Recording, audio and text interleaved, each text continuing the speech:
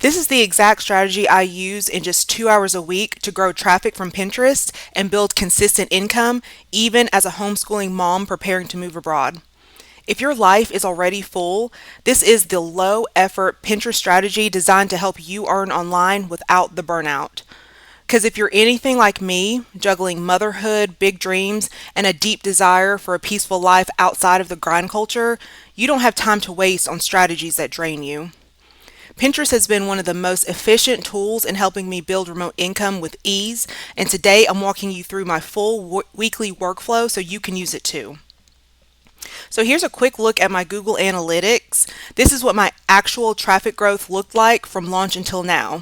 You can see the gradual climb and then that jump when I started averaging over 50,000 monthly sessions, and it took me less than 2 years to get here. Your results may vary, of course, but I want to be honest with you. If I had the information I'm sharing in this video when I first started, it would have taken me way less time to grow. Hey, if you're new here, don't forget to subscribe so you don't miss any of my weekly videos on Pinterest tips, remote income, and soft living abroad. Now, if you're brand new to Pinterest, hit the pause button and go watch my Pinterest setup tutorial first. I'll link that in the description below. I'll walk you through how to claim your business account, optimize your profile, and set up everything the right way so today's workflow will make more sense. So, some important things to think about before we dive in. First of all, Pinterest is ever evolving. Your account, niche, and audience may need small pivots over time. Also, Pinterest is a long game. Many people don't see real traction for 6 to 8 months after starting or tweaking their strategy. Don't get discouraged if results take time. Also, niche matters. Some niches like food, DIY, and beauty tend to perform better on Pinterest. I run a lifestyle blog, which gives me some flexibility, so I can post what's already popular on the platform. I also want to mention that I use AI, specifically ChatGPT, to make this strategy incredibly efficient. From keyword research to pin titles and descriptions, it saves time and brain power. You can use other tools, but this one is free and it really works well for me. So as you are watching, I'll be using some tools. I'll be using Canva, Pinterest, ChatGPT, and Excel, or you could use Google Sheets if you have that. You don't need anything fancy or expensive to get started. So let's start with step one. The first thing that I do each week is keyword research. So these are all my ChatGPT prompts that I'll be using throughout the video that I use in my Pinterest strategy. So the first thing that we have is asking ChatGPT to give me 25 related and similar Pinterest keywords. So the example I'm going to use today for Pinterest is fall conversation starters. So I'm going to use that as an example to do keyword research on. So first we're going to copy this prompt into ChatGPT. And then I'm going to enter my blog topic, which was fall conversation starters. And I'm going to paste it in here into my prompt and see what ChatGPT comes up with. So here are 25 similar and related keywords that we can look at. So the next thing I do is for each of these 25, I'm going to use Pinterest itself to do keyword research. So I'm going to go to the home feed and I'm going to hit this little search up here on the top. And I'm going to copy the first keyword I want to look at and paste it into the search. And if something auto-populates like it did here, that means that this is something that people are already looking for. So if that's the case, then I go back to my spreadsheet where I'm tracking all my keywords and I add it to my spreadsheet. So let's say for the sake of this tutorial, without having to go through all these keywords, that all of these keywords were good to use on Pinterest and they all had an auto-populate that came up to where we know that these are good keywords that people are searching for. And another thing that you can do when you're looking for keywords to see if they're a good keyword is you can hit enter when you find a keyword that auto-populates. And there are some pins that show up, and usually the first few pins that show up are popular and do well on Pinterest, and you can kind of use that for inspiration on other keywords that you can use on your pins and to see if those show up in the auto populate. So for this one, you could type in Thanksgiving icebreakers, and that's another keyword idea that ChatGPT may not have come up with. So that's another way to get keywords. So once I have these keywords, excuse me, I look through to see which ones that I want to use for my main keywords. So you'll hear me refer to main keywords and sub keywords, and I will explain that a little bit later as we go along. But for right now, the main keyword is going to be what is actually on my pin text overlay on my pin design, and it's going to be in the first part of my Pinterest title. So let's just say that these are the first ones that I come to that I like. And I usually do 10 because for each blog post that I do every week, I do one blog post a week, a new one. I do 10 pins for each blog post. So however many you want to do, you don't have to do that many, but doing 10 doesn't take that much longer than doing 5 or 6. So I do 10. So those will be my main keywords, and I'm going to copy it over here underneath the main keyword section. And then I'm going to look for 10 sub keywords to go with that. So the sub keywords are going to go in the description after I put a vertical line and then I put the sub keywords, so I can get as many keywords as I can in that title.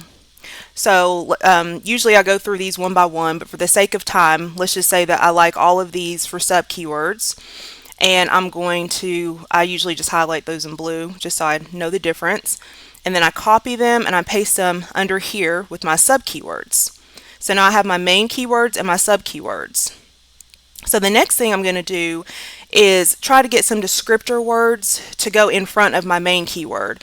So fall conversation starters is fine to put on a Pinterest text overlay, but it's better to put a descriptor word before that, something like fun or exciting fall conversation starters. So ChatGPT can help you come up with ideas there. So I already have a prompt, so I'm going to copy my prompt. And then I'm going to paste in the keywords that we found, the main keywords. And then go back to ChatGPT and paste in those main keywords and see what ChatGPT gives us. Okay, so so instead of fall conversation starters, for example, for the first one, it gave us fun, and then engaging and cozy. Those are things that are going to make people more attracted to your pins and more likely to click on them with those descriptor words. So I'm just going to copy all of those, and I'm going to replace those under the main keyword section there, because now this is our main keyword with this descriptor word. Then the next thing I'm going to do is I'm going to try to combine the main keyword and the sub keyword with that little vertical line. So I already have a prompt pre-made, and I'm going to copy the prompt into ChatGPT to get ChatGPT to do that. And so to the prompt, I have to add the main keyword, and then all of the sub keywords.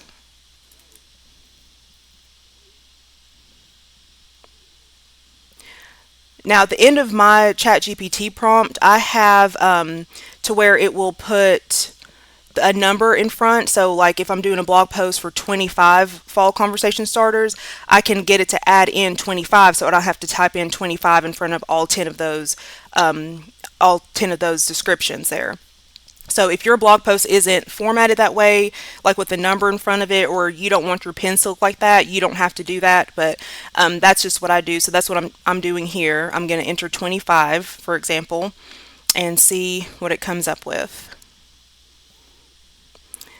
Okay, so now we have all of these, all of the keywords with the number 25 in front of them, and the line, and then the sub keywords. And that was a lot quicker than doing all of that by hand.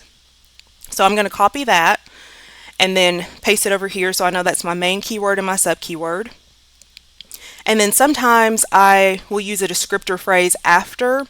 So on the pen text overlay. So for example, this one, I might say 25 fun fall conversation starters for all ages to enjoy, or something like that. So if I want to do something like that, I do have a prompt for that, and I'll kind of show you what it looks like. So I copy the prompt in, and then I copy in the main keywords.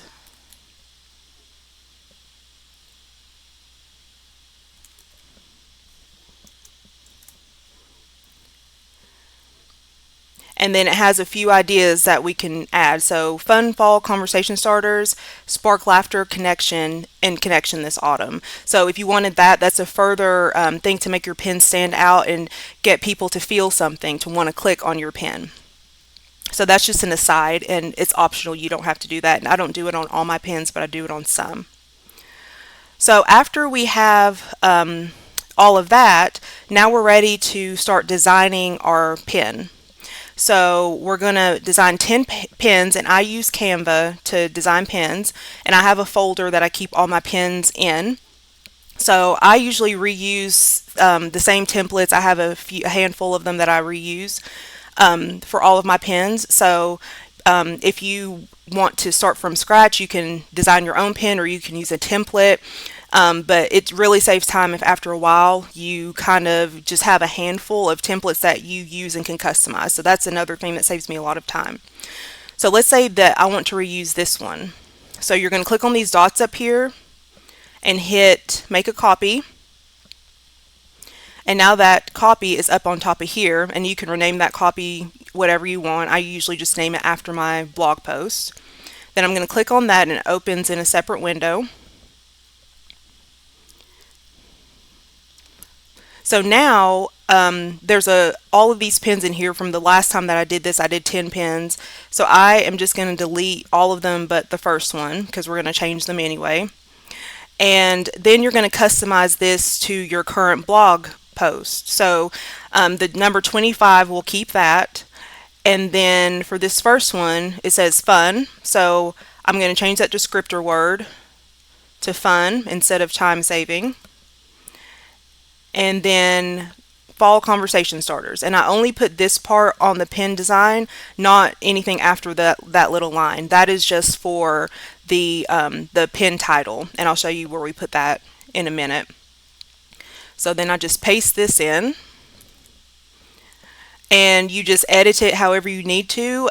You would change the picture, of course, to go more with your theme. So you could do pumpkins, or people talking, and maybe change your colors to something more fall themed and oriented. And you're gonna do that for the first one. And then when you're done, you're gonna click on these little dots up here, and then you're gonna hit duplicate. Or you can right click and hit duplicate page. So you're going to right click on this down here and then hit duplicate page, and then it made it a page number 2. So then in that page number 2, you would go to your next one and customize that. So you would change out the number will stay the same for all of them, but you would change out the wording. So after you've done that, for the sake of this, for the sake of time, we'll just do 2. But at the end of this, you'll have 10. So then when you're done with your 10, you're gonna hit share, download, and hit download again. And then it's gonna bring up your download. And I'm just gonna click on that, and it actually popped up on my other screen. There it goes. So you also want to rename your file with a keyword, because that's something else that Pinterest reads, and that will help you get found. So you can choose any one that you want for the keyword that you want to rename your files. So I'm just going to rename these. Well, first you have to extract this file before it allows you to rename it. And then once it's extracted, then you can right click, and your computer might be a little bit different on how you get to this renaming part. And then now I've renamed both of my pictures. So I'm going to move this over to my other screen so you won't see it for right now. So now, after we have gotten our pins downloaded, we're going to go over here to Pinterest, and we're going to go ahead and schedule our pins. So you're going to go up here at the top where it says Pinterest and click Create Pin. You want to make sure and hit Create Pin, not Create Pin for Idea Ad. So we're going to click Create Pin. And then you're going to fill out all your information. So for the first one, we're going to use that whole main and sub keyword to put here for the title. And then we need a description, and I have a prompt for that as well. So I have ChatGPT to write me 10 descriptions to go with those keywords that we have. So I have to give it a little bit of information like the keywords. So we'll go back and put that in here. And also the keywords that we want to include in the description. So for that, you're going to just use these ones that you researched at the beginning. All of them is what I usually use. So I just copy all those and then paste it right in. And then you're also going to put in your blog title or what your blog's about. So that's Fall Conversation Starters. So I'm going to copy that and paste it in here. And then we're going to see what kind of descriptions it gives us. Okay, so then it gives us 10 descriptions there. So we'll take the first one and copy it and paste it in to the description part. We're going to make sure and change our board name to whatever board you want to put it in. And I have the files on a different screen, but I just dragged that file, the picture, into the Pinterest scheduler and got my picture. For alt text, I usually just use any keyword that I've researched and I know it's a good keyword, because that's another way that Pinterest reads your pins and is able to tell what your pins are about. So then you would add your destination link, whether that's your blog post or your shop or whatnot. Then you can publish it immediately, but usually I hit publish at a later date, and I publish every 3 days. So that ends up being about 2 pins a week for that one blog post for a month, because you can only schedule out in advance a month in this scheduler. And then you choose whatever time. I haven't found that the time really makes a difference. So then after you have that set for this first pin, all you do is click up here on these 3 little dots and hit duplicate. And then now you have 2 pins. You've duplicated that 1 pin. So then you just go ahead and edit this and adjust it for your second pin, and then you do that for all 10 pins or however many you have, and just making sure to change and update all the information. And the only thing you don't have to change this right here, the alt text, you can just leave it. And then also, of course, the destination link would probably be the same if you're doing it for a blog post, and you're just going to want to change the scheduling date. So that's it for basically how to do start to finish keyword research to posting your pins. And that was, 10 pins that you would create right there, and it doesn't take long at all. But another thing that I do as part of my Pinterest strategy, a key part of it, is to repin one older blog post each week. So you'll follow the same process as before, but since this is an older post, you already have one post written on it, so you are not going to have to start from scratch. So let's say that I wanted to repin these pins that I've already done. So I'm going to hit these 3 dots here, and then I'm going to hit make a copy. And then here's the copy, and then you can again name it, rename it, whatever you want. And then I usually I leave my keywords the same because I've already researched these keywords, so I know they're good. And then even like the little accents, I'll usually leave the same, sometimes the color. What I really only change normally is the picture. You don't want to use the same picture if you're repinning old pins that you've already done before, because Pinterest sees that as spammy and not useful. So you want to make sure to change something on your design. You can change the color, you can add elements, take elements away, but I usually just change the picture. So I usually wait at least 3 months before repinning an older blog post. That helps keep my account active without appearing to be spammy to Pinterest. So that's 10 pins for a new post and 10 pins for an old post, 20 total pins for a week, and they all get scheduled out, and spaced out evenly. This whole process takes me about 2 hours a week. It might take you more or less time depending on your niche or how comfortable you are with the workflow. But feel free to adjust it to fit your own needs and your own schedule. And remember that this isn't about doing everything, it's about doing the right things consistently. Also, I did want to mention that I have this Excel workbook. If you might find it helpful, just mention it in the comments if you would like me to share that, and I will put that out there to share with you guys. So, another thing that helps, I think, in Pinterest, a few things, is I spend a few minutes a day just acting like a real human on the platform. Meaning, I go in there and I interact. I pin other people's content, not just mine. I like pins. I reply to all comments on my pins.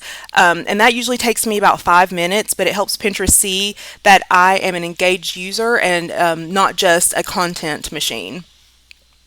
So, this is the exact strategy that gave me consistent Pinterest growth without burning out. And I really want the same for you. Whether you're juggling kids, running a business, or prepping for your own move abroad, you can build traffic and income with Pinterest. If I can do this with a full plate, you can too, especially if you use these best practices I'm sharing here and make them your own. You can grab a free guide that I have for you all down in the description. It's called 15 Things to Do Before You Start Pinning.